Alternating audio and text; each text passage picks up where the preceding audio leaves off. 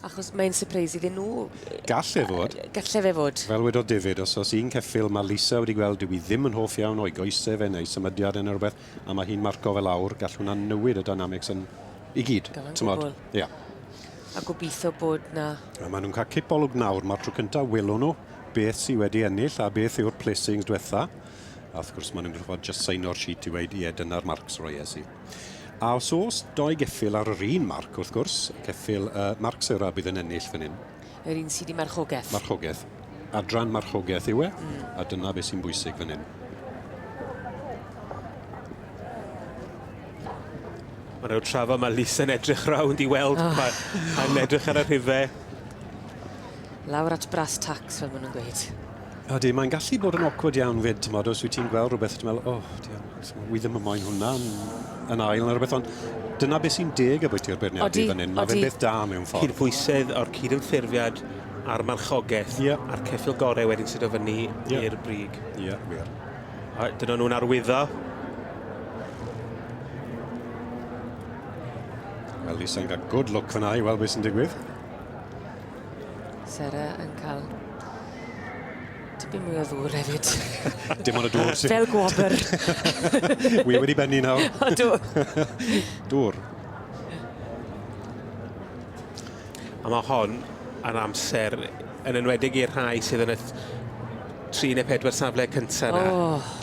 Mae nghalon i'n curo. Dwi'n gwybod siw maen nhw'n tymlo. Wel, mae rhaid i gofio, mae rhai, Nawr te.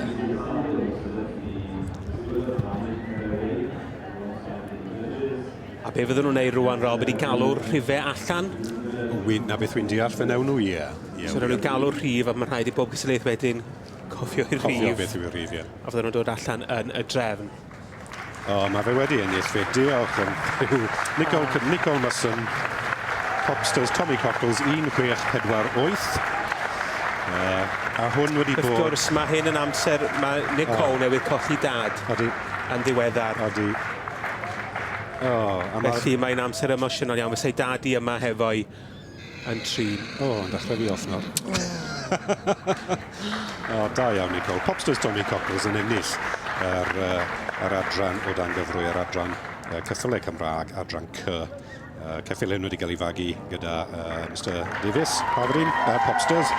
Ac allan o'r gaseg Popsters, There's Lovely, ac wrth y march Rangeview Revenge. Mae hwn wedi bod yn boni o dan gyfrwy sy'n yn llwyddiannus iawn. Wedi ennill digon. Wel, mae'n amlwg yn fel lot i Nicole Musson sydd yn ennill y dosbarthau. Mae 1-2-6 y Merlod Cymreig Deip Cob gyda Popsters Tommy Cockles. Wedi colli dad i'n ddiweddar ac ei dad wedi bod yn gefn iddi trwy'r ceffylau sydd wedi yma yn helpu hi yn y sioe wythnos yma. Dwi'n gwybod bod Nicole wedi cael un anodd i dod dros colli dad. Da iawn, Nicole. Wel, mi'n fach iawn dros ti. Ond yn ail, wrth gwrs, a wedi symud lan, fel o'n i'n gweud, mae'r marcs yn gallu newid pethach. Lynn Scott a Linnock the Showman, Ceffil Melin, wrth y march Caerneuadd Hywel, ac allan o'r Llanaid a Miss World. Ac yn drydydd, fel wedon ni, ceffil llwyddiannus iawn, dath mas o retirement, y trydydd, fel yn ni'n edrych ar y sgrin fan hyn, ceffil Beth Simmons. David, dwi'n ffili gofio beth yw enw fe nawr? Yr allt y Mayday Surprise. Yr allt Mayday Surprise, ie. Wy'n mor excited bod Nicole a Popsters Tommy Cockles wedi cael sefyll ar y brig. Yn 3 batrwm bach arbennig fyna i fi. A mewn cyflwr arbennig hefyd. Ma nhw. Mae bach o hyd yn nhw. Mae siarad a trafod yr teip neu'r patrwn o'r adran C. Mae'r poni yn bwysig, ond wrth gwrs mae eisiau rhywle i rhoi'r cyfrwy mewn ffordd. Mae rhai cael lle i eistedd arno ar y gefn e. Bod rhy hir, wrth gwrs. Da iawn y 3 cyntaf, anyway. Gwaith da wrth y beirniad wedyn ni.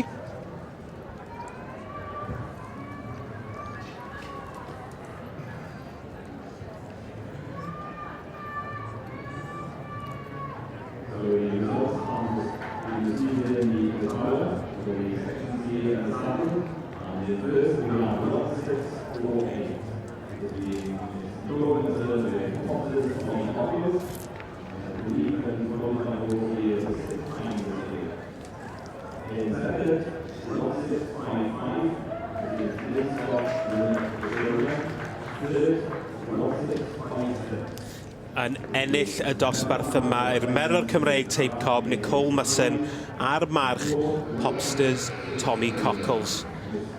A hefyd yn ennill y pencampwriaeth, gan mai ddim ond un dosbarth yn yr adran ec. Mae Nicole Musson yn derbyn tlws Brynley Williams ar gyfer y dosbarth yma.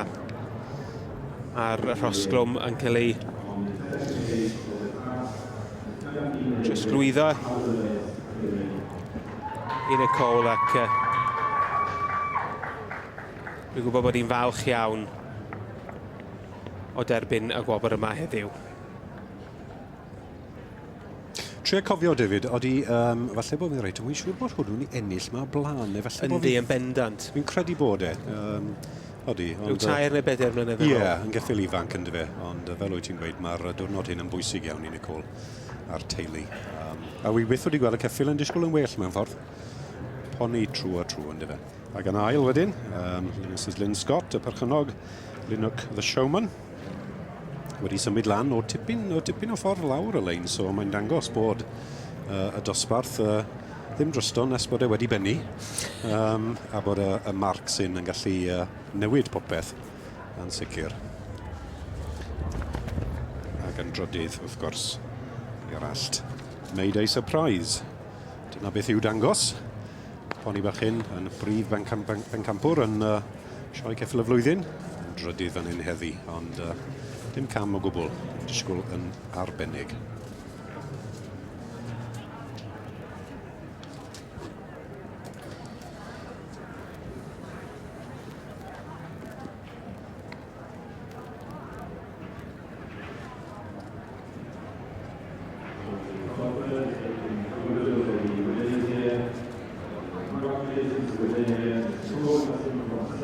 Heledd.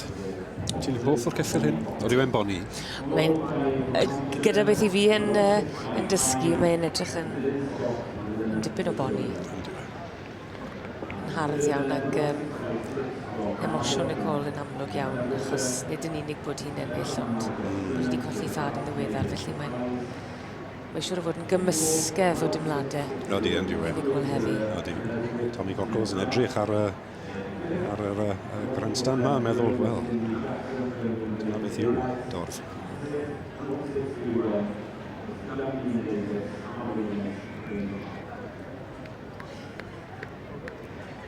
Na gwefr, achos awr a hanner, awr a 3/4 o feirniadu. Oedd hi'n gystadleuaeth fawr yn dod, fel o'ch chi'n gweidw. 48 yn diwedd, 66 wedi rhoi henwe lawr, 48 yn y pen draw. Lot o feirniadu, a mae dod i'r brig ar ôl cymaint yn i'w amser, mae'n siŵr, o weld y ceffil.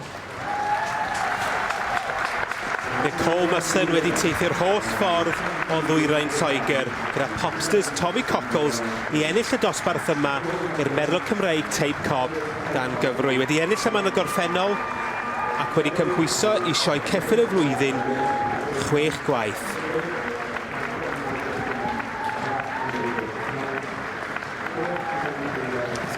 David, fel o'n i'n gweud yn gynharach, mae yna adran arall yn ddiweddar yn yr wythnos am yr adran hyn. Mae'n cynnig y tocedi yna i sioe ceffil y flwyddyn, a fi'n siŵr bydd Tommy Cockles yn y cylch yn hwyrach yn yr wythnos, so ni ag eithi lwyddiant fyna fyd a cael y tocedi i fynd mlaen i'r sioe yna. Ond mae'n siŵr o fod yr yfhad i Nicole bod hi wedi ennill i allu mwynhau y canter o gwmpas y prif gylch fan hyn nawr. Dyma'i mhoment yn dyfe, dyma le allu ymlacio a meddwl fe nes i fe. Ie, David wedi trefeili o ochr arall y wlad. Tipyn o arian, tipyn o waith i gael Poni mewn i'r cylch hyn, so da iawn. Mewn i garlawr. Ond ydw. Ac y col yn wen i gyd.